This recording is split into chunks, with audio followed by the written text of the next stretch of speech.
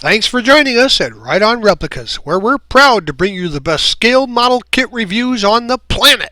This review covers the Speed Racer Mach 5 from Polar Lights. It's a 125 scale model kit number POL 804. Now, Polar Lights offered this kit first as a snap, and now it's released as a glue kit that we review here in 2013 with a detailed engine. It has a skill level of 2, which is intermediate builders, and 70 plus pieces molded in white, chrome, clear, black vinyl tires, some screws, and water slide decals. Now the kit features some nice detailing and includes some optional saw blades, some extension jacks, and an aqua canopy. The dimensions are just about 8¼ inches long, 2¼ inches wide, and 3 inches high when it's up on the jack stands. Now, the Speed Racer was a Japanese anime series which started out as a 1958 book and then progressed into a TV cartoon series and finally the movie in 2008. But this vintage kit is classic, and Speed Racer will be back, so keep an eye out for him at your local cinema. Here are the contents of the kit. And we could do what some people call an open box review, pick up every piece and show it to you and try and find some words to describe it. But that won't help you build the kit, and that's what we're here for. Now, as you see, the decals are colorful, but you're going to need probably to use some setting solution so that it fits the contours of this model. Know that we'll be using liquid cement for most construction, sometimes super glue for fragile parts, and white glue or crystal clear type glue for some of the glass type plastic. Be sure to follow the manufacturer's suggestions on safety when using any of the products that you see or hear mentioned in the review. You'll see as we go along that some of the parts have a little bit of light flash on them, which comes off easily with a hobby knife, and some heavy sprue tabs, but those are easily trimmed and repaired. Basically, the molds are in pretty good shape. Construction starts with the chassis and suspension, and we're going to take and paint the tie rod and the wheel uprights left and right, and the top of the suspension gloss black. Then chassis is spray painted gloss white, and then the left and right wheel uprights are installed into the chassis, and the tie rod gets snapped, not glued, to both the left and right wheel uprights. Just for clarity, here you can see that the front suspension top piece was left off so that you can see the tie rod and the left and right wheel uprights in position. You find that each of the tire assemblies next have their own assembly numbers, their own part numbers, so it's probably a good idea to just go ahead and assemble each one separately. And they go together pretty good, but prior to that you're going to want to paint those brake calipers red. And then the outer wheel gets snapped to the inner, trapping the tire in between them, and then you just glue the knockoff to the outer wheel. Next we'll install the front suspension top there by snapping that into place, and then both of the front tires are assembled and installed onto the spindles provided by the wheel uprights. Next we can paint the rear axle gloss black, and then it gets snapped into the receivers there on the chassis, and the rear tires get assembled the same way, of course, as we did the fronts. And then we're going to take the rear tires and install them onto the rear axle spindles just like the fronts as well. Now, using some white glue or crystal clear product, we're going to install the left and right headlights onto the chassis, and then the left and right headlight covers can't be installed until later after the upper body is attached to the chassis.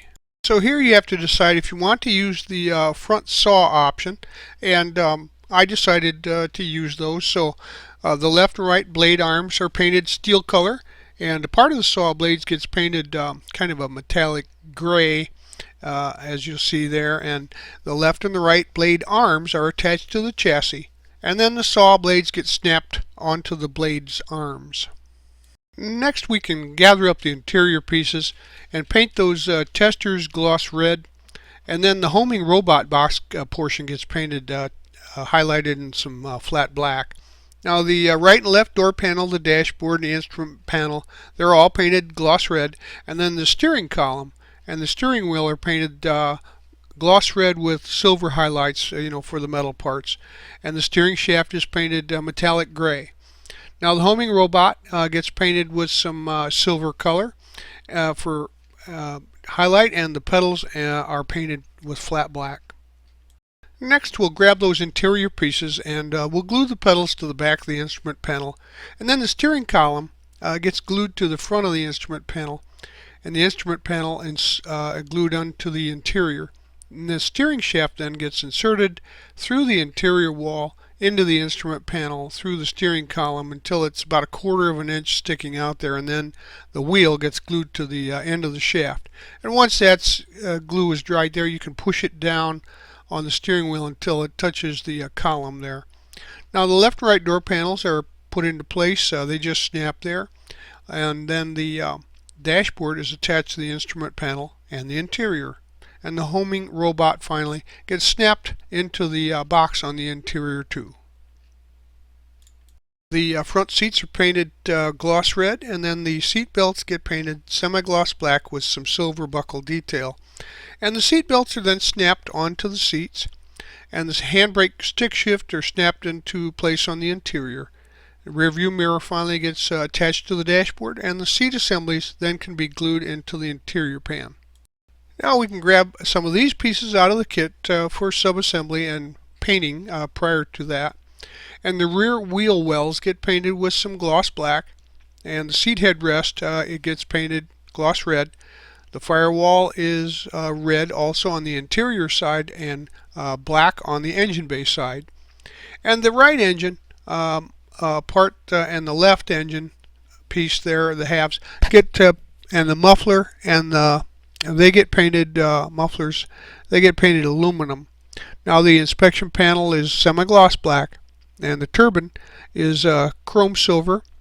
The oxygen tank gets painted a gloss green, and then the prop rod is painted with some metallic gray, and set those aside to dry. After the parts have dried, we can take and put the left and right engine parts together, snapping them onto the rear wheel well panel, and the turbine gets snapped onto the panel there in between both engine parts. Now the oxygen tank is attached to the wheel well in its location in between the left engine part and the turbine. And then the mufflers are snapped onto the rear wheel well panel behind the engine's parts, and then the turbine there. And the inspection panel gets attached to the rear wheel well panel between the mufflers.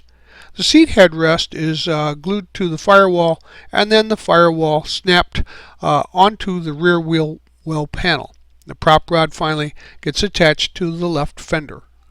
Now, as a cautionary note, what you see here is suggested by the instruction, and the rear wheel panel is on the chassis at this time, but I would wait until later.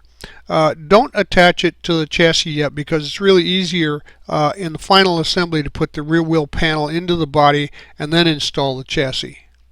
Now it's time to work on the body, and we'll attach the left and right fins to that. And the body, the periscope, the engine cover panel, and the cover panel for the homing robot, which is in place there, you can see they're spray painted with Testors gloss white after you've removed any blemishes and parting lines, etc. that you find. Just a light sanding is all that you should need. And then we'll start applying the decals, and the first one, decal 1, gets applied to the hood, and then number 2 to both of the door panels. Decal 3 and 4 are applied to the rear quarter panels, and you might want to use some setting solutions there just to make sure that they conform and stick well over those big curves and contours. Let the decals dry overnight, and once that's done, apply a clear coat to seal them into position. Now the periscope gets installed into the engine cover panel, and the engine bay side of the engine cover panel is painted gloss black.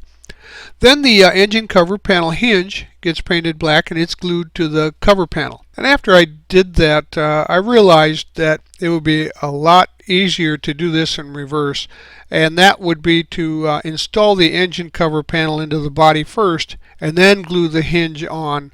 It just seems to work a lot better and goes together more easily that way. So you might want to reverse that sequence, because I had to take this apart and do it in the opposite direction from the instruction. Now put the engine cover into place and then glue the engine cover panel hinge onto the cover panel and install the rear wheel panel assembly into the body assembly. Then cover the panel for the homing robot and it gets installed into the car body assembly. The chassis is assembled and snapped onto the car body assembly, and then the headlight covers you see with the red arrows there, they get installed.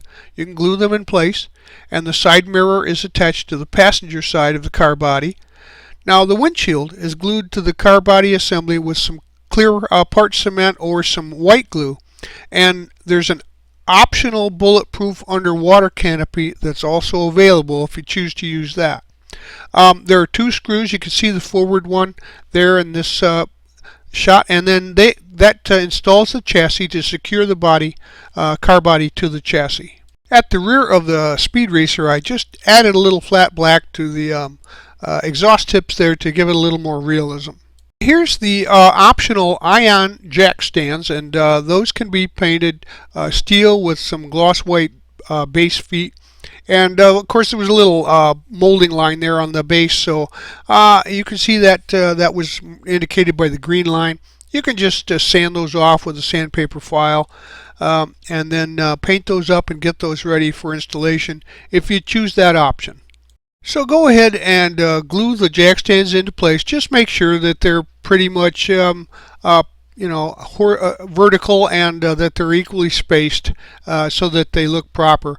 And as you can see from both side and front view, this is what your fully optioned Speed Racer will look like. If you decide not to display the car with the ion jacks, you can just snap this underbody skid plate on into position. It's painted gloss white here to follow the color scheme of the rest of the build, but it just goes into place and provides an underbody that's nice and smooth and for a nice display. So using the prop rod that you can see on the right side here, the silver color, aluminum color type prop rod, you can display the vehicle with the engine cover open so that the rear engine is on display as well. So there you have it. This iconic Mach 5 Speed Racer car is available in a glue kit. Now I have to admit the instructions pretty much were set up for the snap kit version. It's really obvious that glue kit was an afterthought, but still it enables you to have a base on which you could provide a considerable amount of detailing to really enhance the realism of the vehicle. And it comes with several options, both the saws, the jack stands, and or cover plate for the base, the hood open so you can see the engine. The painting instructions, however, are very vague. There's a list of paint colors, but there's really no indication on what parts to paint, what colors. So I did the best that I could here from footage of Speed Racer to provide you with some color choices.